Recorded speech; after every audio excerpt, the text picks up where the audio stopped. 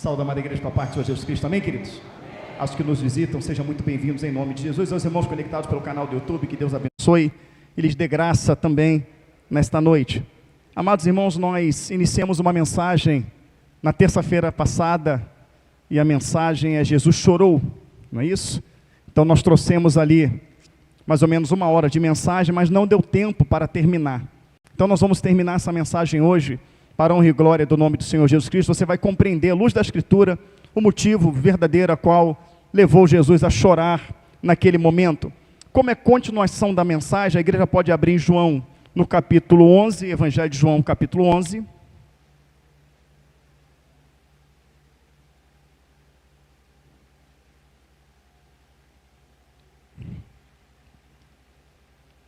E a igreja pode estar sentada. Amém? A continuidade da mensagem. Se você não veio na terça-feira passada, é simples, é só você pegar essa mensagem lá no canal do YouTube de terça-feira passada e você vai compreender. Amém?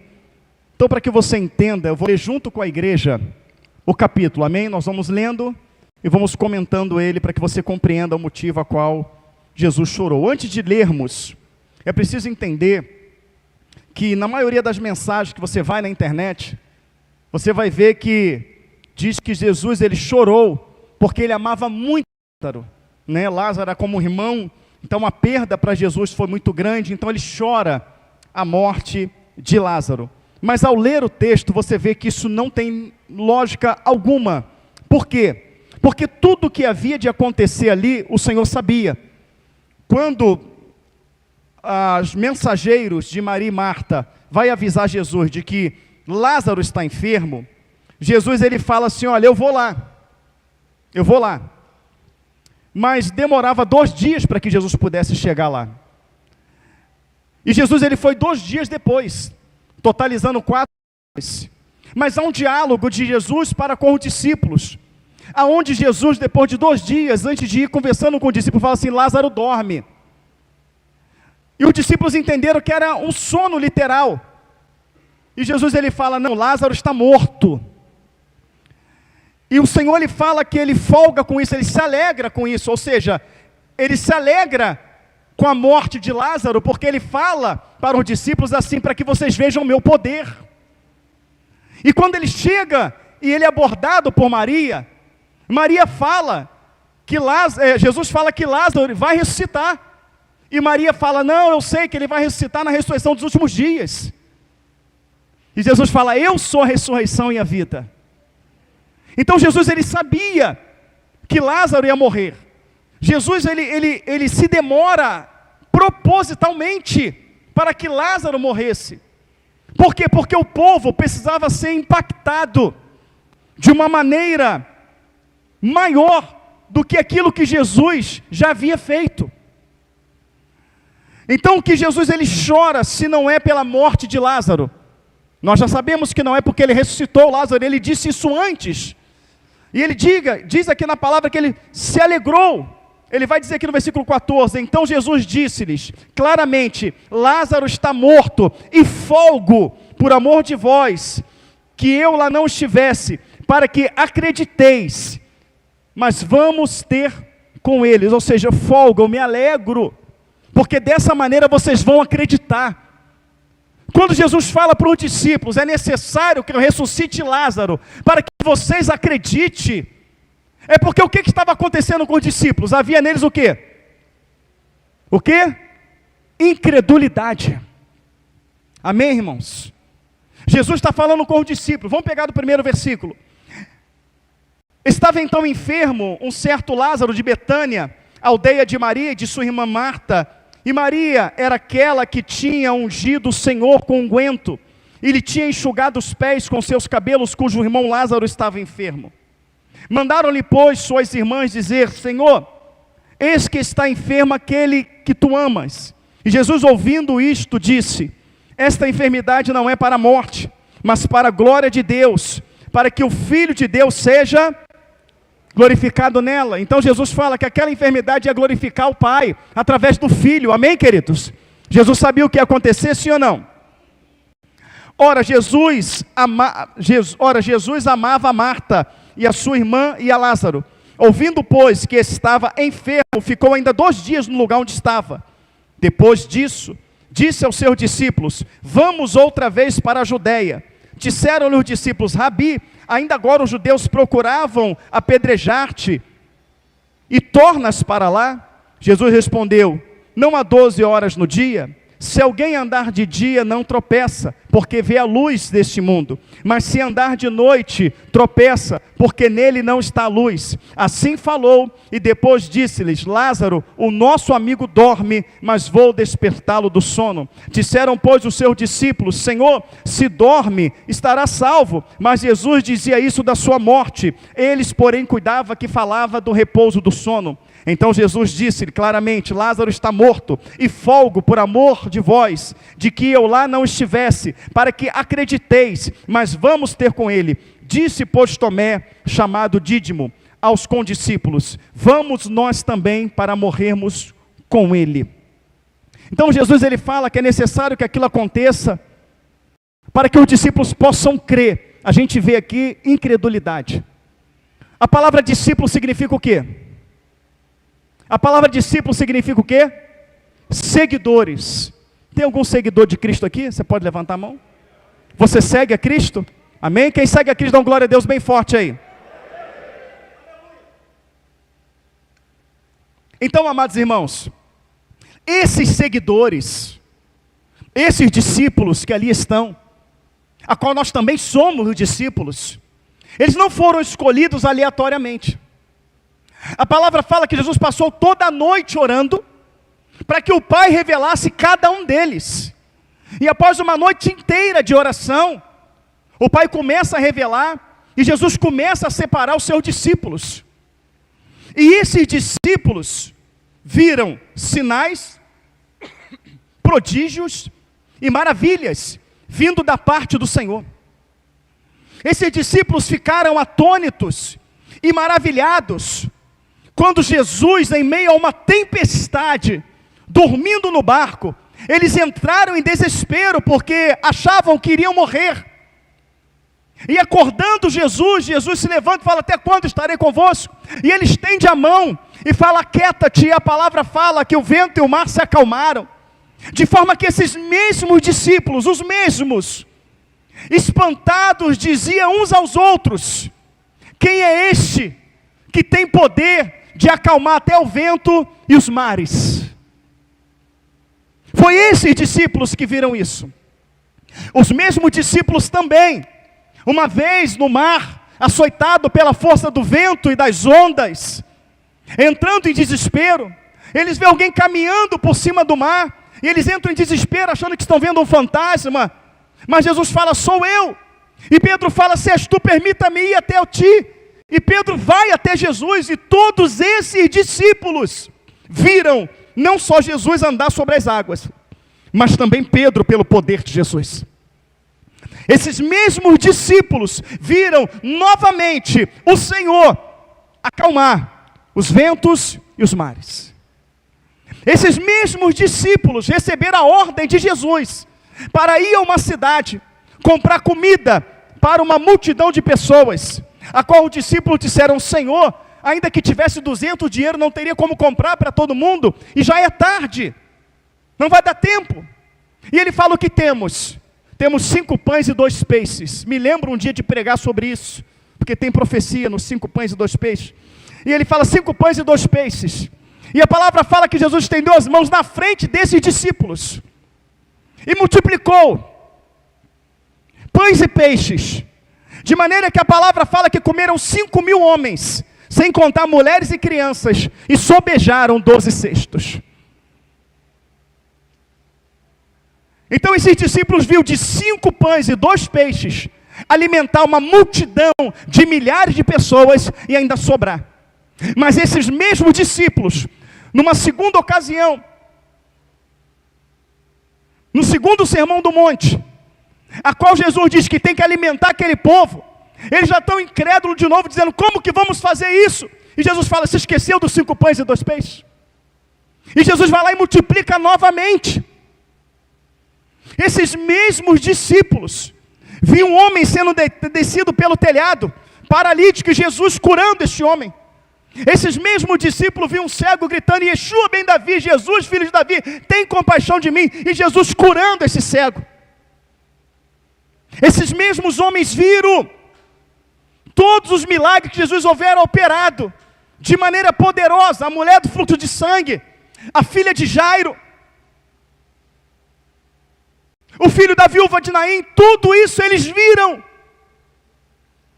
Mas para que não houvesse dúvidas de quem estava com eles, de quem os havia chamado, tem uma hora que Jesus fala: eu não vou, eu vou ficar. Eles precisam ver o poder que eu manifestei neles, a unção que neles está manifestada. Então Jesus, ele acorda um dia e fala: olha, hoje eu não vou não, tem umas coisas para resolver aqui, mas eu vou mandar de 2 em 2, Lucas 9, Lucas 10, Mateus 10, vocês vão de 2 em 2 em cidade em cidade, vocês vão curar os enfermos, vocês vão expulsar os demônios, vocês vão pregar a minha palavra. E esses mesmos discípulos, sem que Jesus estivesse perto, chegam no final do dia, atônitos, perplexos, de queixo caído, dizendo: Senhor. E Jesus fala: o que foi? Ele fala: em teu nome, até os demônios se sujeitam. Em teu nome os demônios se sujeitam. Em teu nome os enfermos foram curados. Então esses discípulos, escolhidos pelo Pai, depois de ver Jesus operar sinais e prodígios maravilhosos, Jesus opera pela mão deles, sem que Jesus fisicamente estivesse com eles.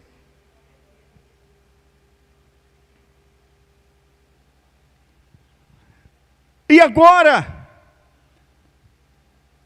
quando eu falar discípulo, você fala bem forte: seguidores, amém?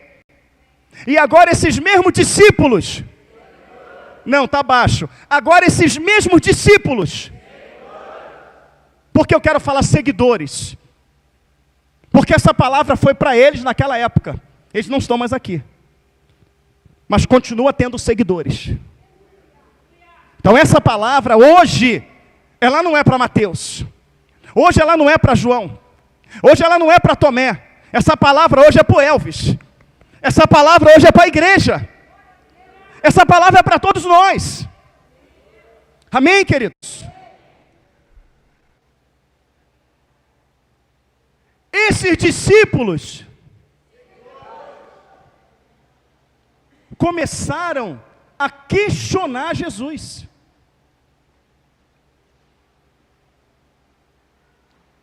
A palavra do Senhor vai dizer pela boca do apóstolo Paulo, que não pode o barro, dizer para o olheiro o que fazer, mas o olheiro diz ao barro o que fazer. Não é o barro que conduz o olheiro, mas é o olheiro que conduz o barro e o forma do modo que ele quer. E se não tiver da forma que ele quer, ele quebra e ele torna a fazê-lo. Então Jesus, ele tem um tempo para ir, Jesus, ele tem uma hora para agir, Jesus, ele tem a forma de agir, é como ele quer, no tempo que ele quer, queridos, não é como eu quero, não é como você quer. Tem homens na Bíblia que esperaram 21 anos, outros esperaram 14 anos, mas você vê esses homens reclamando? Não. Você viu José reclamando? Você viu Jacó reclamando? Não. Não reclama quem confia, não reclama aquele que sabe que o Senhor está no controle de todas as coisas. Quem tem fé, quem sabe que tem um general conduzindo, quem confia em Isaías 41, aleluia, eu, Senhor teu Deus, te tomo pela tua mão, a tua mão direita, e digo: não temas. Eu creio que Deus segura na minha mão, e você crê?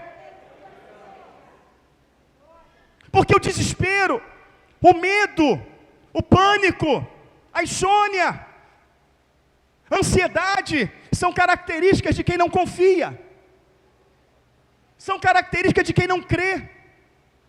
E quando nós vamos lá ver a lei e os profetas, nós vamos ver como que rapidamente o povo caía na incredulidade.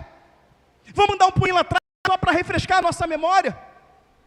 Entenda bem, o povo estava cativo 400 anos no Egito, buscando por socorro, buscando por ajuda, E o Senhor, ele resolve intervir.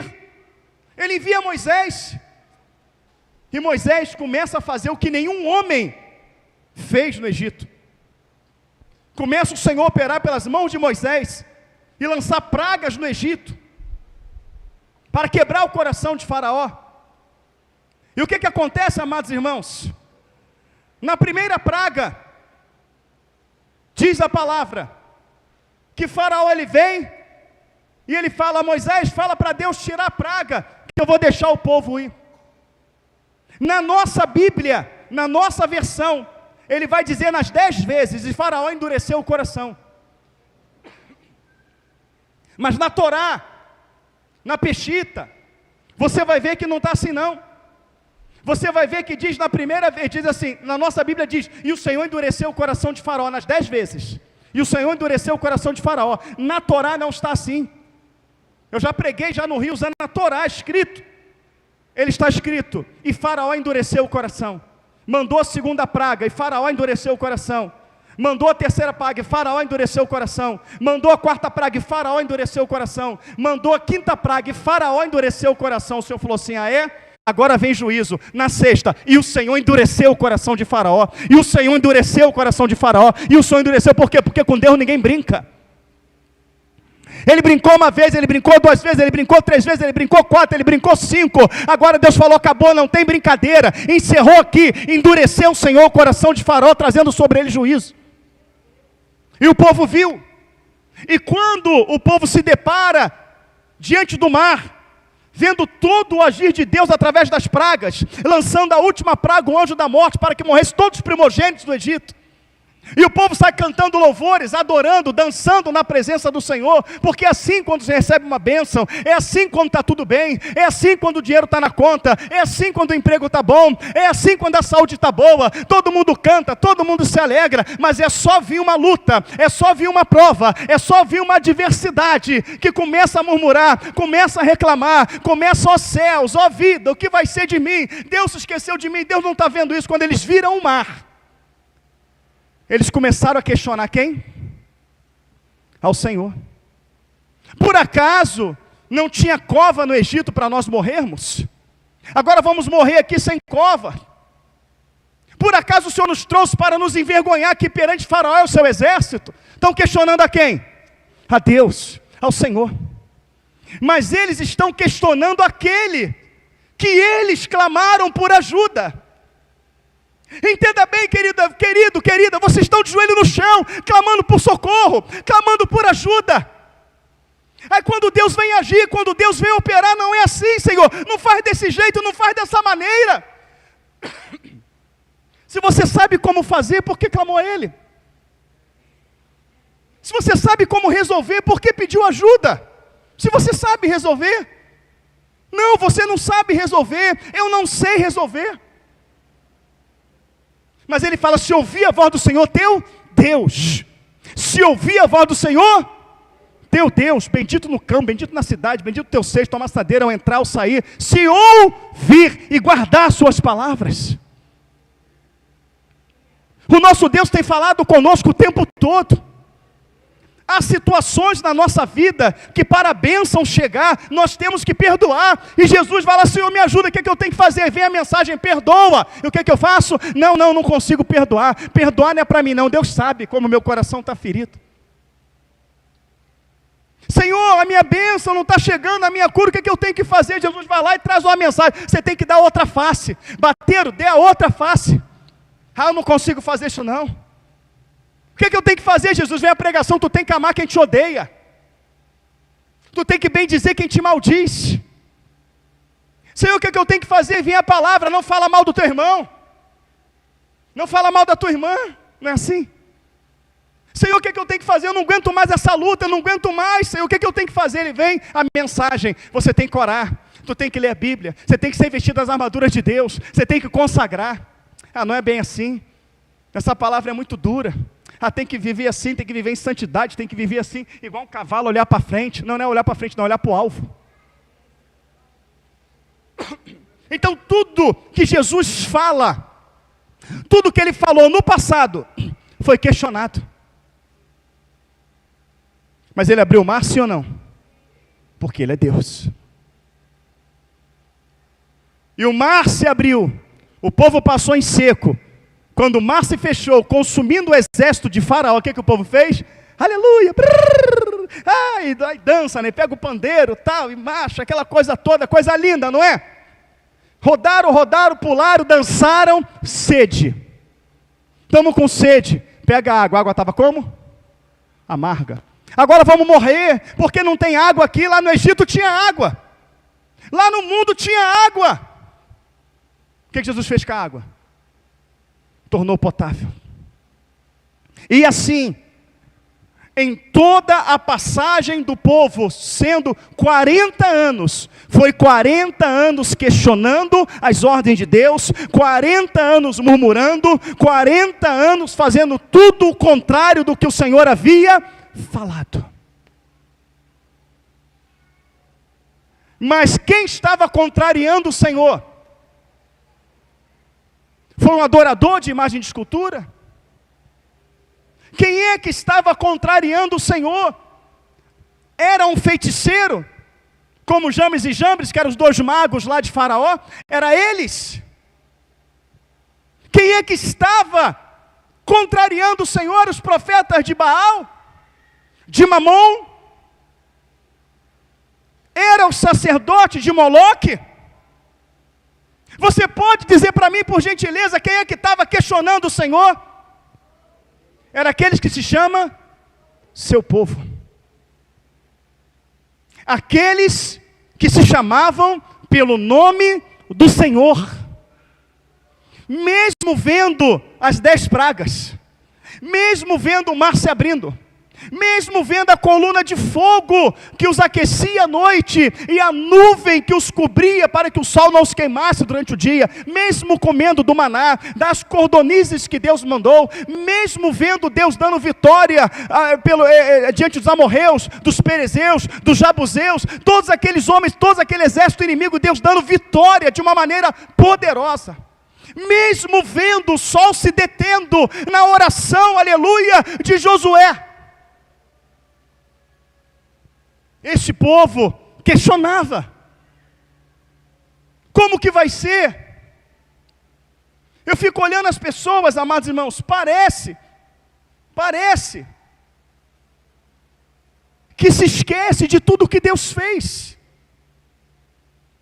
Eu estou com essa doença, e agora? Agora acabou, é o fim. Meu Deus, como é que vai ser agora? Eu perdi o emprego, como que vai ser? Quantos empregos Deus já te deu? Quantas vezes o Senhor já sustentou, Deus já operou, Deus já enviou um socorro, não vai ser diferente. Mas tem um desemprego no mundo muito grande, aprenda a Bíblia. Pai, vos dei a minha palavra e o mundo os odiou, porque não sou deste mundo, eles também não são. Não tem emprego no mundo, para você tem, porque tu não é desse mundo. Deus vai operar, Deus vai agir. Mas enfim, em tudo questionavam. Em tudo tinha que ser da maneira deles, da forma deles. E qual foi o resultado? O resultado é que quase 2 milhões de pessoas saíram do Egito. Saíram do Egito. Das que saíram do Egito, quase 2 milhões de pessoas, das que saíram, não foi dos que nasceram no meio do caminho, dos que saíram, quantos entraram? 2, Josué e Calebe. Por quê? Porque todos os outros questionavam. Não é desse jeito, não é assim. A gente vive um momento hoje, que cada igreja é de um jeito, já viu? Cada igreja é de um jeito, cada igreja é de uma maneira. Sabe por quê? Porque isso aqui para as igrejas morreu. Não é a doutrina da igreja, o meu pastor diz que é desse jeito, porque na minha igreja é desse jeito. Não tem jeito nenhum, irmão, só tem um jeito que leva para o céu. É desse jeito aqui, olha, é desse jeito. Se não for desse jeito aqui, não leva para o céu, não vai. Vai ficar 50 anos na igreja, vai para o inferno, se não for Bíblia. Examina as escrituras, e vós que o deste nela a vida eterna. Não é examinar o estatuto da igreja. Não é examinar o diploma de teologia de pastor nenhum. É a Bíblia. É ela que tem que ser pregada, é ela que tem que ser ensinada, doa quem doer. Custe o que custar, irmãos. Por quê? Porque são as palavras de Jesus. Para quem? para quem clama por socorro, para quem clama por vida, para quem clama por cura, para quem clama por salvação. Examinai, e vós que deste nela a vida eterna. E a história, ela se repete.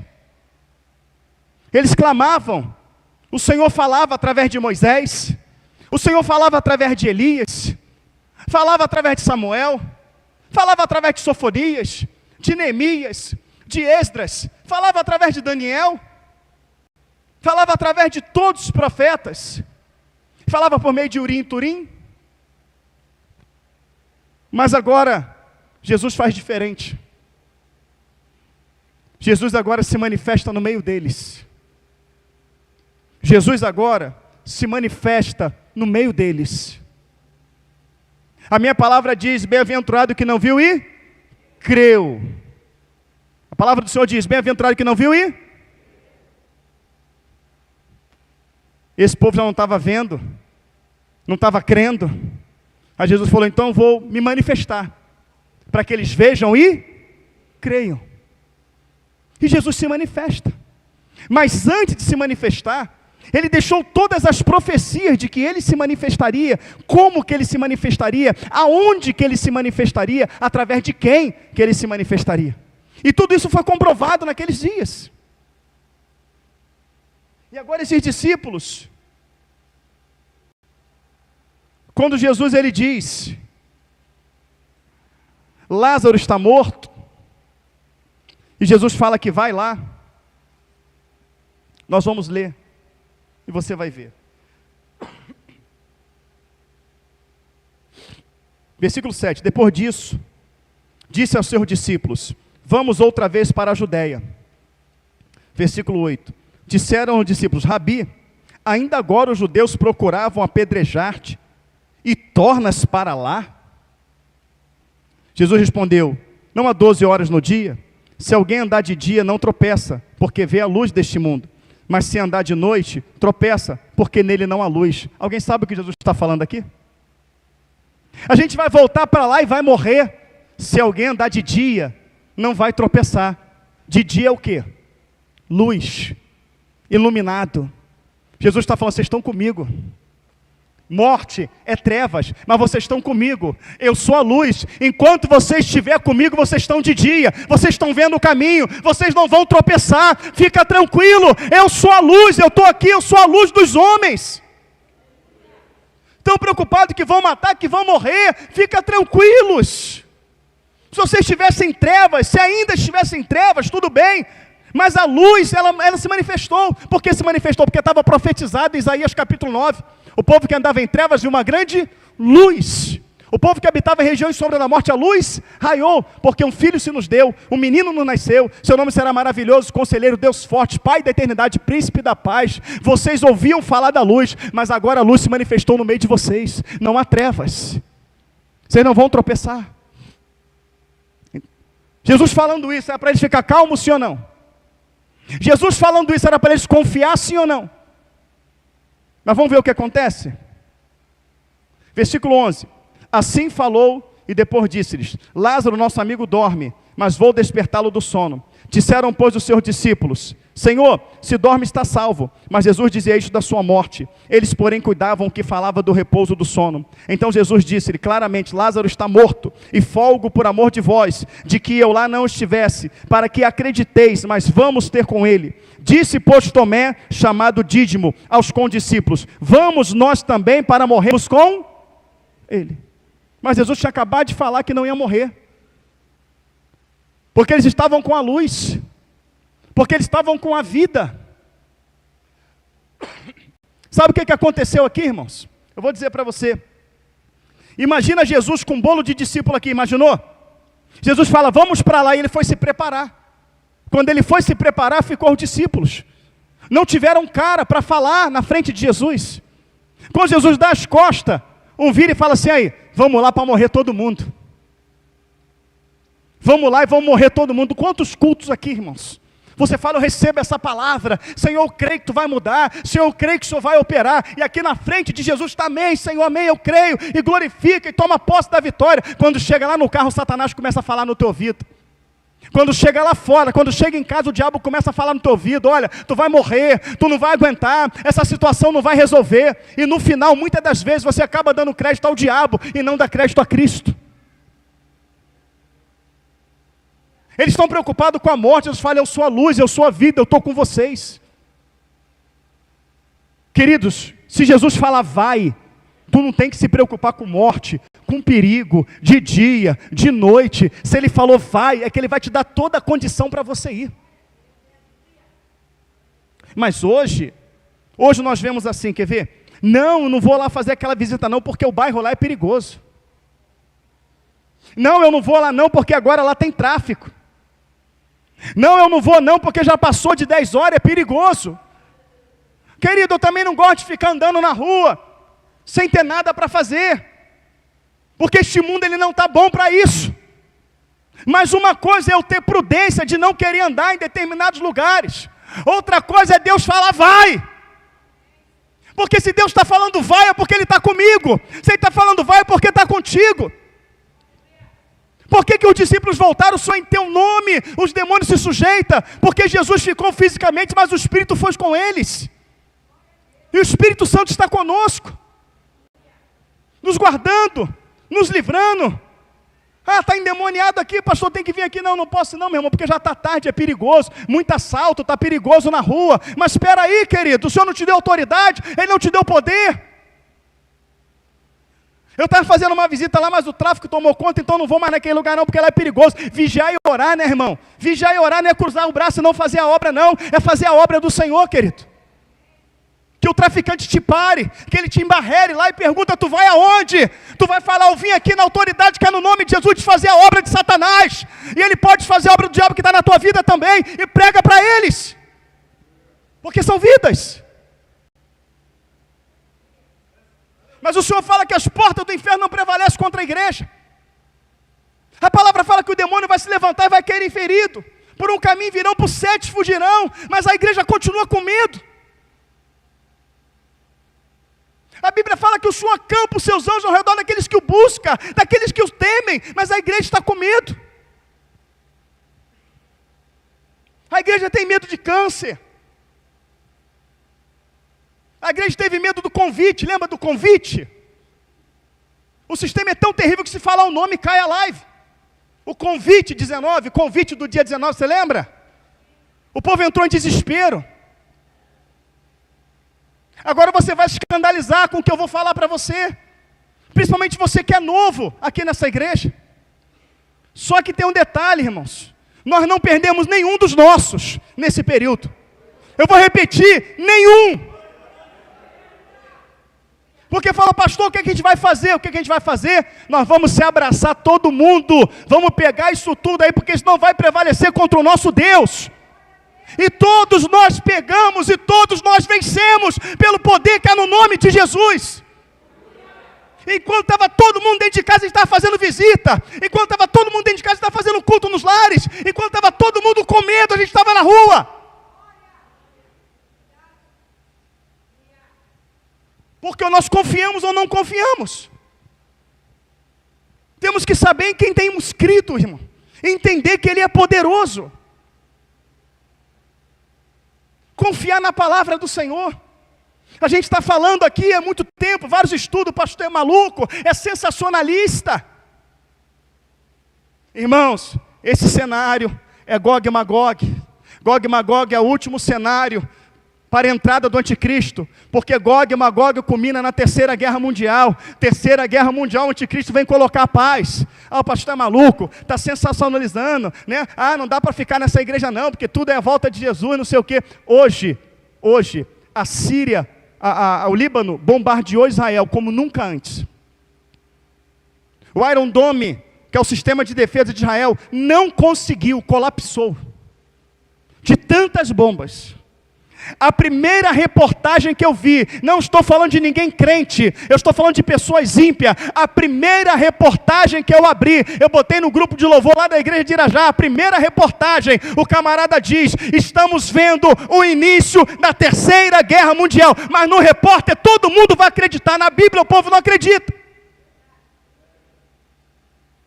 Agora eu pergunto para você, Esquece a Bíblia, porque não adianta, não crê. Esquece o pastor Elvis. Vamos ver o que a reportagem está dizendo, o que a geopolítica está dizendo. É o início da terceira guerra mundial, porque agora vai ter os que vão defender, Israel vai ter que entrar. E os que vão defender os Emirados Árabes vai ter que entrar. E aí a terceira guerra. Você pode me dizer como é que fica a economia na terceira guerra? Numa guerra, como é que fica a economia? Como é que vai ficar o teu trabalho? Como é que vai ficar a comida? Hein? Quando começar a largar as bombinhas nucleares, como é que vai ficar o clima? Como é que vai ficar o ar? Como é que vai ficar o mundo? Como é que vai ficar a terra? Mas agora não é mais esse maluco que está falando, não. Não é mais esse livro aqui, olha, descredibilizado que está falando, não. É a mídia. É a mídia que está falando. Falou que está começando hoje. Mas agora todo mundo vai acreditar. Mas quando Jesus falou, numa mensagem poderosa que é recado de Deus para a igreja, que ele tomou ali atrás e gritou, bradou, o apocalipse começou. E muitos por dentro riram. Você acha que Jesus sorriu? Ou que ele chorou?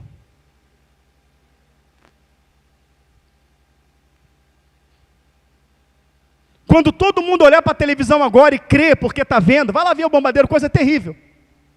Quando todo mundo olhar para a televisão e crer, fala, ia lá, está acontecendo, ela começou a terceira guerra, a reportagem está mostrando, e você não credibilizou a palavra de Deus, você acha que Jesus vai chorar? Vai sorrir? Ou vai chorar? Hein, queridos?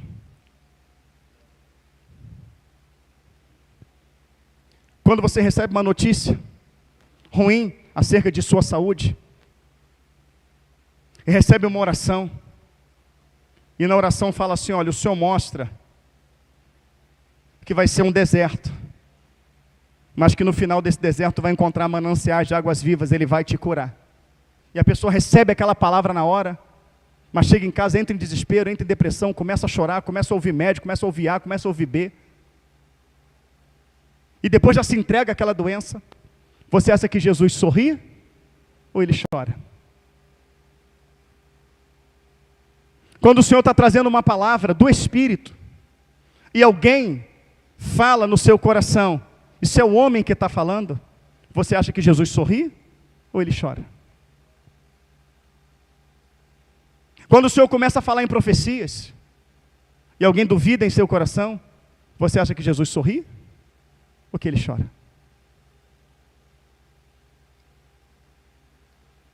Nós vamos lá para morrer.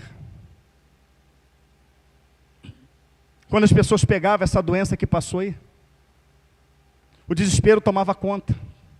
Tinha pessoas tão desesperadas, mas tão desesperadas, eu vi com os meus olhos.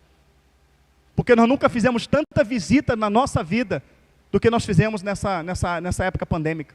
Jorge sabe disso.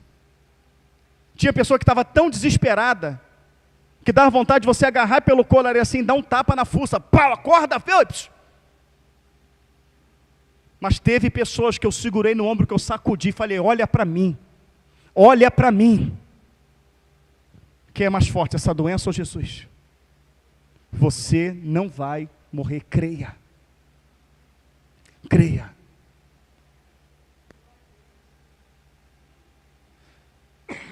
Mas os discípulos que estavam com Jesus fizeram uma afirmação: nós vamos morrer.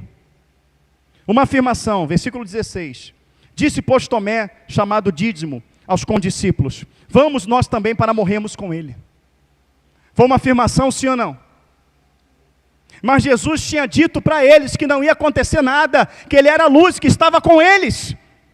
E nós podemos dizer que 5 segundos depois, a afirmação que eles fazem é contrária à afirmação de Deus.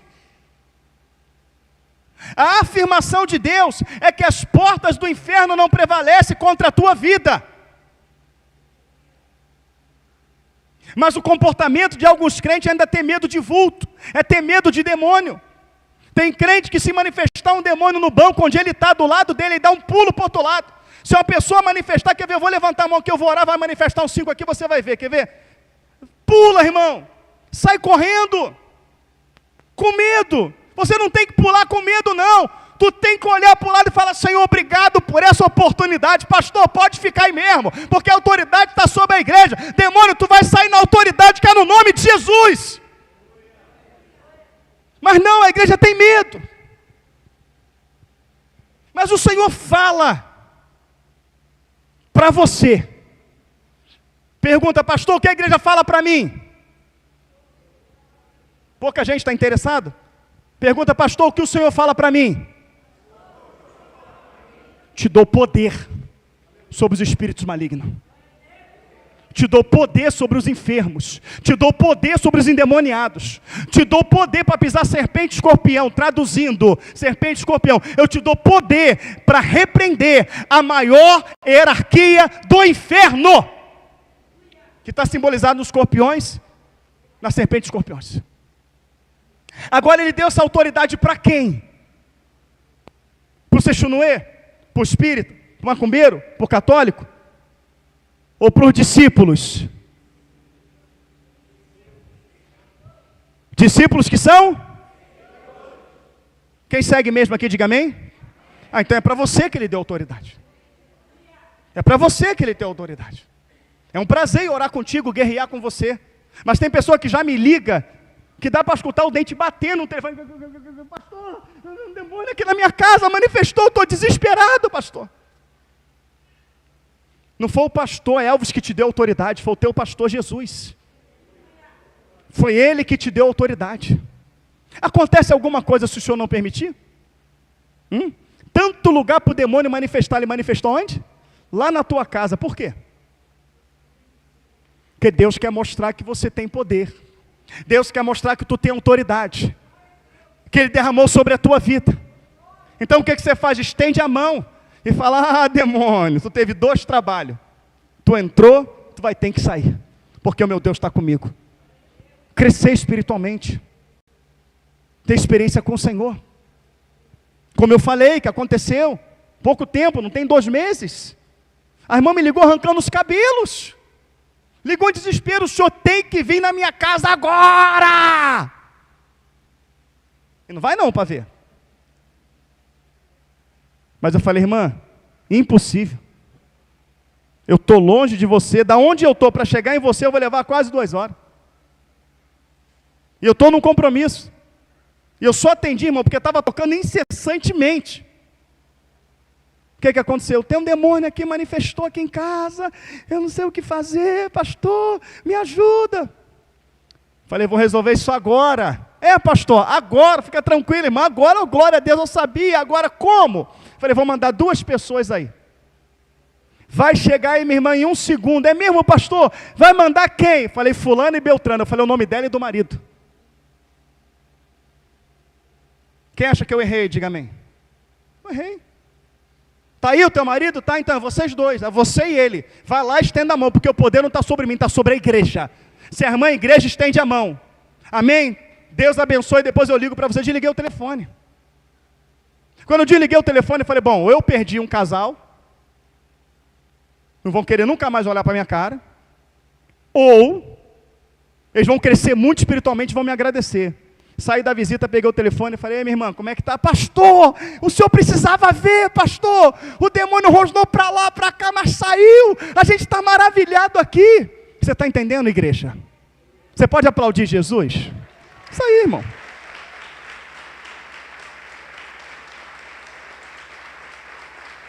Aí a pessoa, ela acaba idolatrando o homem.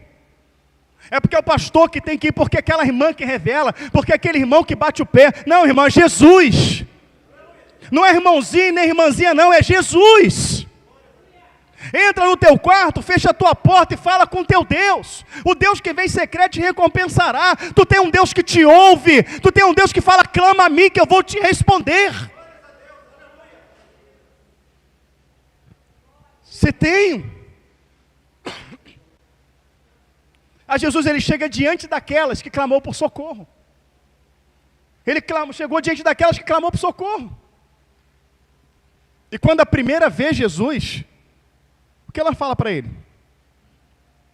Se tu estivesses aqui, o meu irmão não teria. Então de quem foi a culpa? De quem foi a culpa? De quem foi a culpa? Jesus. Se tu tivesse aqui, meu irmão não teria morrido. Porque é no teu tempo, né? É na tua hora. Mas o que faz Jesus estar, irmãos? Irmãos, o que faz Jesus estar? Ninguém sabe. Tudo é possível ao quê? O que faz Jesus estar é você crer que Ele vai estar. Você precisa de fato crer. Mas muitas pessoas, escuta o que eu vou falar, muitas pessoas, elas só vão crer se ligar para alguém, alguém orar por elas. Elas só vão crer se alguém famoso botar a mão na cabeça. As pessoas hoje, elas não creem que elas podem ter uma experiência pessoal. Elas insistem em ter a experiência através de alguém. A palavra fala que Ramã, ele foi curado da lepra, e teve um intermediário que foi Eliseu. Lá na lei, tinha que ter um sacerdote, tinha que ter um intermediário, tinha que ter um profeta, mas a palavra fala que com a morte de Jesus, o véu foi rasgado, permitindo acesso a todos aqueles que crê. Se eu creio, eu tenho acesso. Se você crê, você tem acesso. Acesso aonde? A Santo do Santo, a presença do Pai, a presença de quem cura, de quem liberta, de quem restaura, de quem vivifica. O acesso foi dado a todo o que crê. A palavra vai dizer em Efésios, que pelo sangue de Cristo, nós que estávamos separados da promessa, nós que estávamos longe, separados da comunidade de Israel, nós que estávamos longe, fomos tragos para perto, fazendo parte da promessa. A palavra fala que o Senhor nos transforma de ímpios para uma geração eleita, uma nação santa, um sacerdócio real, um povo adquirido por Deus. O Senhor está falando que você é nação dEle. Você é uma geração santa. Ele está falando que você é um sacerdócio real. É Jesus que está falando, não sou eu não. E Ele fala que te deu autoridade, que te deu poder, que as portas do inferno não prevalecem contra a tua vida, que 1000 caem ao teu lado, 10.000 à tua direita, e você não vai ser atingido. A palavra fala, fui moço, hoje sou velho, e nunca vi um justo desamparado de sua descendência mendigar o pão, e as pessoas estão preocupadas com o que elas vão comer ainda.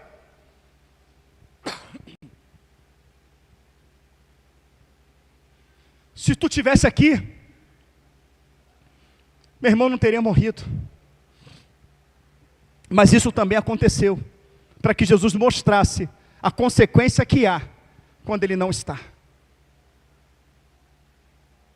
Ele quis mostrar que aonde Ele não está, há morte. Aonde Ele não está, há destruição. Aonde Ele não está, há isolamento. Mas aonde Ele aparece, Ele traz vida. Como é que está a tua vida? Como é que está a tua saúde? Como é que está a tua família? Como é que está a tua vida profissional? Está tudo afundando? Você está em tristeza? Você está em angústia? Hein? Mas se Jesus estivesse aí, você estava feliz. Se Jesus estivesse aí, você estava curado. Se Jesus estivesse aí, você estava sarado. Tem muitas pessoas que estão respirando, mas estão mortas em vidas para muitas coisas em suas vidas. Se Jesus estivesse aí, isso não tinha morrido. Mas já que morreu e você está aqui, Ele vai te ressuscitar hoje. Espiritualmente, conjugalmente, profissionalmente, porque a palavra fala que o Senhor se inclina dos altos céus para ver o que há na terra. A palavra fala que Ele tira do pó o desvainido, aleluia, e o coloca para se assentar com os príncipes do seu povo. Eu não sei como você entrou aqui, destruído, envergonhado pelo mundo, envergonhado por Satanás, morto, mas Jesus vai te levantar nesta noite, porque é para isso que Ele veio. É para isso que Ele veio.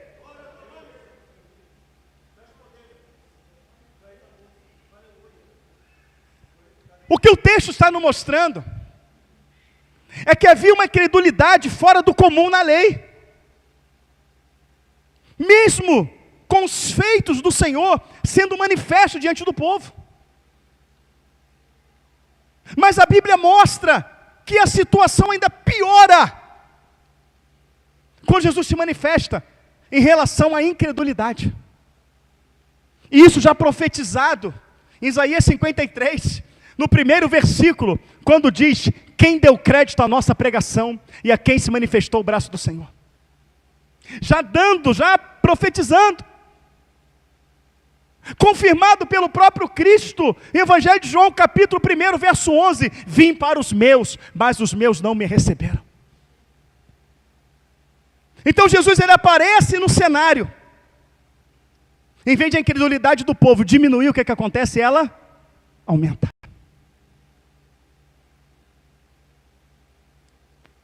E ao longo dos anos o Senhor vai operando até que vem a sua morte, vem a sua ressurreição.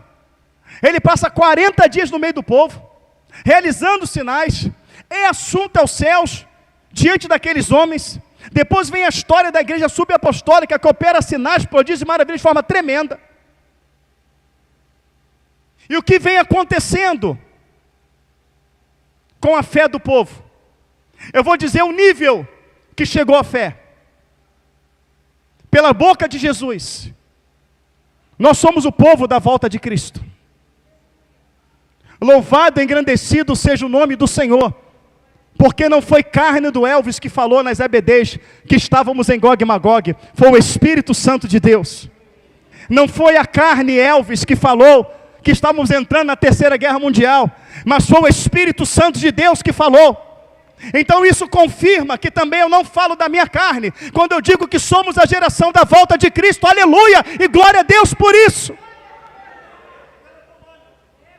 Então nesta geração a qual eu e você vivemos, Jesus ele diz: quando eu voltar, ainda encontrarei fé na terra. Então significa que de Gênesis ao Apocalipse, que é o momento que nós vivemos hoje, nunca existiu na terra um momento de tamanha incredulidade a qual existe nos dias de hoje, tornando a igreja de hoje a pior geração da igreja de todos os tempos. A pior de todos os tempos. E Jesus, nesta passagem, ele está profetizando isso. Então Jesus aqui, nesta passagem,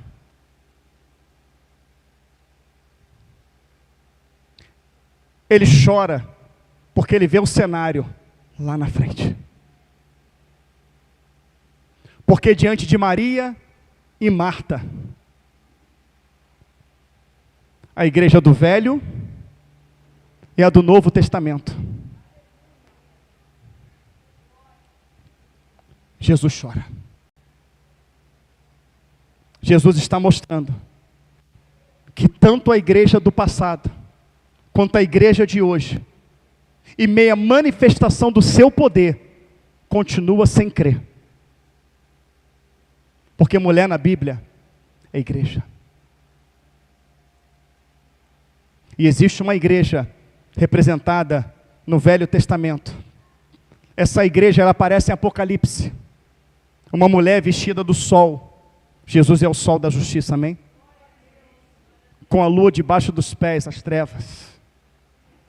E ela tem uma coroa de 12 estrelas, ela é representada pelas 12 tribos de Israel. E a palavra fala que essa mulher é engravida. E quando ela é engravida, o dragão, que é quem?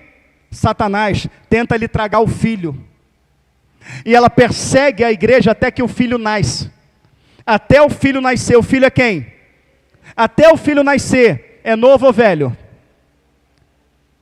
Até Jesus nascer, é Novo Testamento ou velho?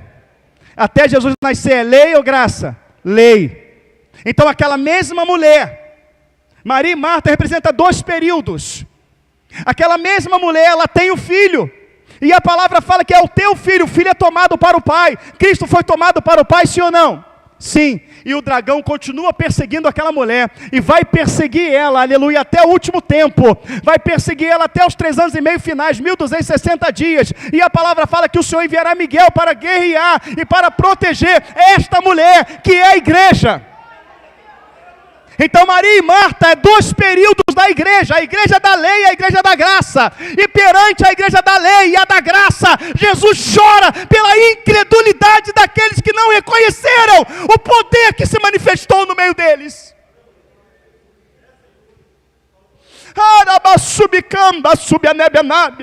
Aleluia. Ela não entendeu na lei e ela não entendeu na graça. E assim como na lei subiam nebenaias, entraram somente 2, na graça será uma minoria. E quando Jesus vê todo o seu esforço, todo o seu sangue que foi derramado, e ainda assim o povo não crê, só lhe resta uma coisa: chorar.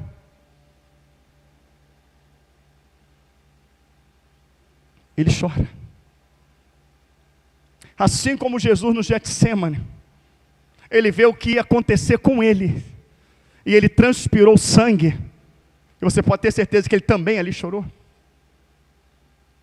Assim também, quando ele vê o resultado da incredulidade lá na frente, ele chora.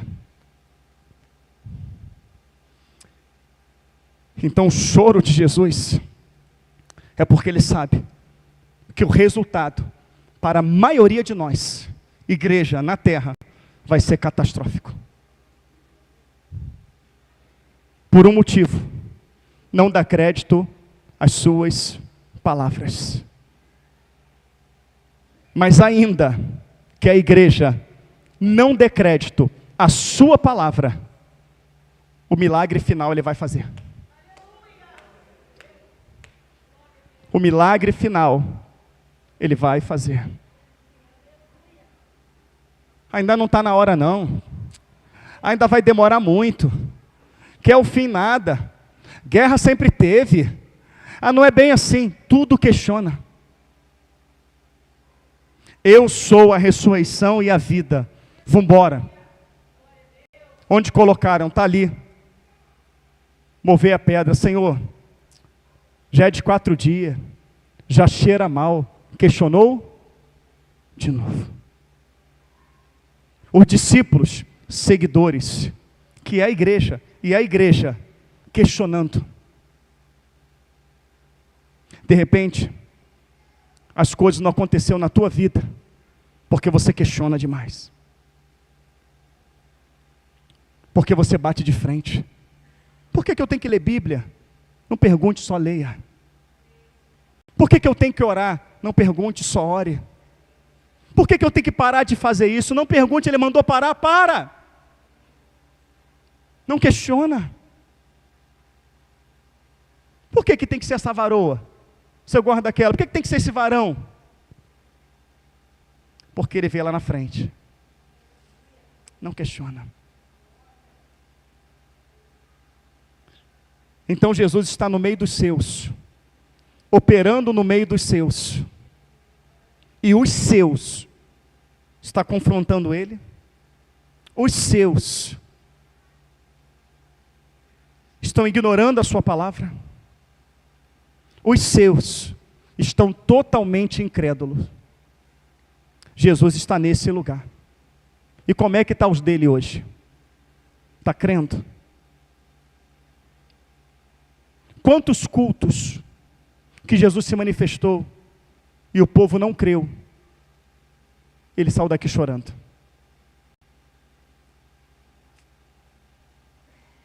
A palavra do Senhor fala que o Espírito de Deus chora com gemidos inexprimíveis. Espera aí, vocês me chamaram, eu vim aqui. Agora tudo que eu estou falando vocês estão questionando.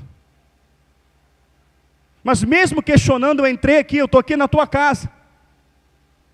E agora você está me culpando. Mesmo você me culpando, eu estou indo lá, eu estou mandando tirar a pedra. E você está me questionando de que cheira mal? Não compreenderam quem estava no meio deles. Pega o Evangelho de João, capítulo 1.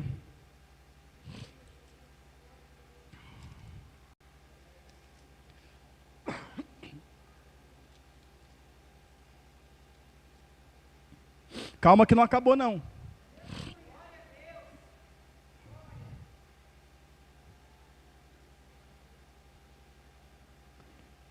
Podemos? Verso 1, João 1:1. No princípio era o Verbo, e o Verbo estava com Deus, e o Verbo era Deus. Ele estava no princípio com Deus, todas as coisas foram feitas por Ele, e sem Ele nada do que foi feito se fez. Nele estava a vida era a luz dos homens. E a luz resplandeceu nas trevas, e as trevas não... Eu vou repetir de novo, irmãos. Versículo 2, ele estava no princípio com Deus, todas as coisas foram feitas por Ele, sem Ele, nada do que foi feito se fez. Nele estava a vida, e a vida era a luz de quem? E a luz resplandece nas trevas, nesse mundo, amém? E as trevas não o...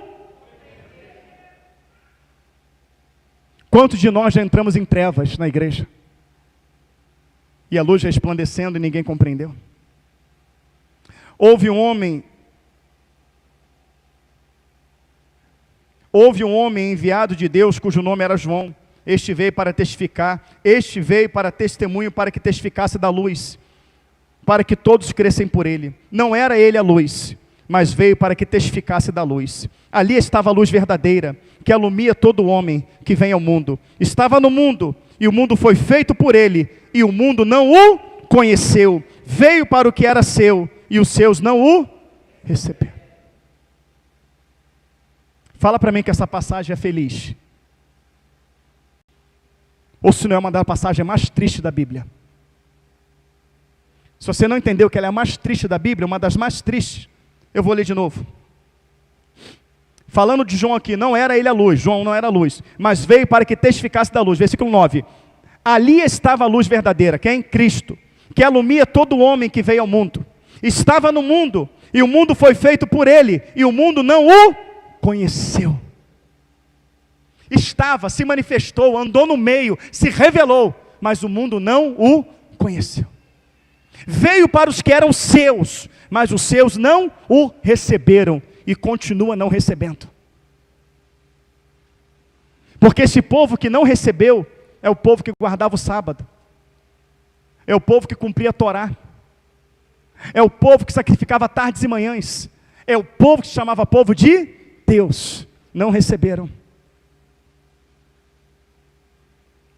Ah, mas eu recebi, pastor. A Bíblia conta um segredo que vai ser revelado. A Bíblia fala que se você não crê no que está escrito aqui, você não crê nele. E sabe qual o jargão mais usado nas igrejas de hoje? Irmão, está escrito assim, assim, assim. Não é bem assim. Não é bem assim, não. Então a pessoa sabe mais do que o Espírito Santo que inspirou essa palavra. Não é bem desse jeito. Não temos que levar o pé da letra, não. Não, mas espera aí, as coisas mudaram. As coisas mudaram, os tempos mudaram, os costumes mudaram. Mas Deus é o mesmo. A sua palavra é a mesma. Passará os céus e a terra, mas não passará a tua palavra sem que tudo se cumpra.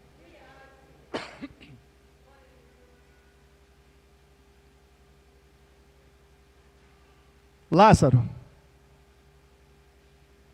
é aquele que simboliza a vida daqueles que estão aprisionados nesse mundo. Como o povo estava aprisionado na Babilônia. E a grande maioria que estava aprisionado na Babilônia não quis sair de lá, não. Mas os aprisionados da Babilônia se chamavam pelo nome do Senhor.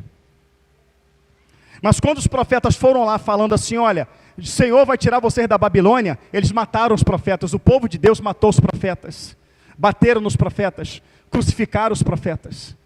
O povo está cativo nesse mundo de horror, está sepultado nesse mundo de horror. E quando Deus manda algum profeta dizendo, Jesus está voltando, Jesus vai tirar a gente desse cativeiro, Jesus vai tirar a gente dessa terra, o povo não quer, sabe por quê? Porque está indo para o shopping, está indo para o cinema, está comendo hambúrguer, fast food, tem iPhone, tem carro, tem roupa da moda, cabelo da moda. Eu vou sair daqui por quê? Mas aqueles que ouvirem a voz do Senhor sairão da sepultura e subirão dessa terra. E subirão dessa terra. Eu vou encerrar dizendo para você que Maria e Marta é a primeira geração da igreja e a última geração da igreja. Mas quando você vai para as 7 igrejas da Ásia, até a 4ª igreja, o Senhor fala, quem tem ouvidos ouça o que o Espírito diz à igreja. E no final ele fala o que vencer. Mas na 5ª igreja para frente, ele fala primeiro ao que vencer. Depois ele fala à igreja. Jesus, ele vem buscar ao que vencer. E quando foi retirada aquela pedra, deu tempo de Lázaro ouvir a voz de Jesus. Se a tua incredulidade te sepultou, Jesus, através dessa palavra, moveu a pedra da incredulidade nesse momento, para que você ouça a voz do Senhor dizendo, saia para fora. O sepulcro, irmãos, é uma caverna. Tem muitos crentes na caverna. Tem muitos crentes com medo com o que vai acontecer com a sua saúde. Isso faz Jesus chorar. Tem muitos crentes com medo com o que vai acontecer com seus filhos, o que vai acontecer com o seu trabalho, o que vai ser do mundo daqui para frente, e se encolheram dentro de uma caverna, se esconderam dentro de uma caverna, e estão morrendo espiritualmente dentro dessa caverna. E lá atrás nós vemos um homem, que depois de Deus ter operado sinais prodígios pela vida dele, se escondeu numa caverna, e o Senhor falou para ele, o que você está fazendo nessa caverna, Elias? Eu vim aqui, Senhor, porque eu tive, eu me escondi porque eu tive, mais alto, eu me escondi porque eu tive medo. Não tenha medo da morte, não tenha medo dessa doença, não tenha medo de bruxaria, não tenha medo de feitiçaria, não tenha medo do demônio, não tenha medo de nada, porque Deus está contigo. Sai dessa caverna, encara, peita, porque Deus é contigo. Sai dessa caverna, Elias. Deus quis dizer, eu lá levantei profeta, eu lá levantei seguidor, eu lá levantei discípulo para ficar com medo, para entrar numa caverna, eu te levantei para ter medo de demônio, eu te levantei para ter medo de escuro, eu te levantei para ter medo de doença, eu te levantei para ter medo de pandemia, eu te levantei para ter medo de guerra. Não, levanta, porque eu sou contigo.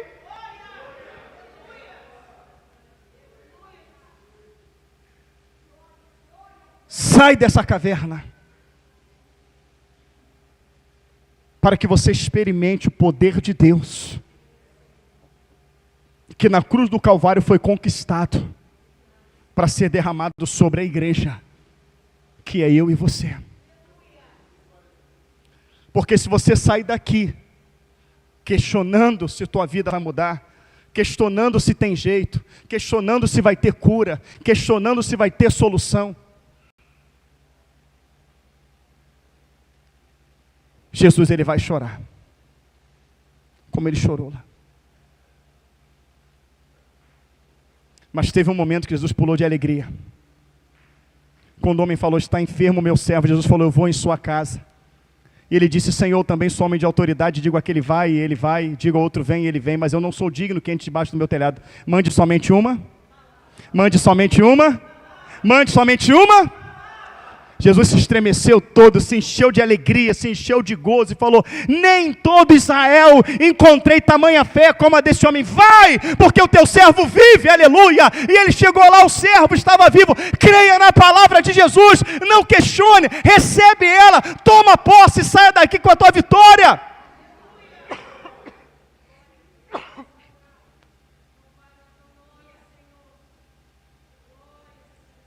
Mas pastor, por que Jesus chorou?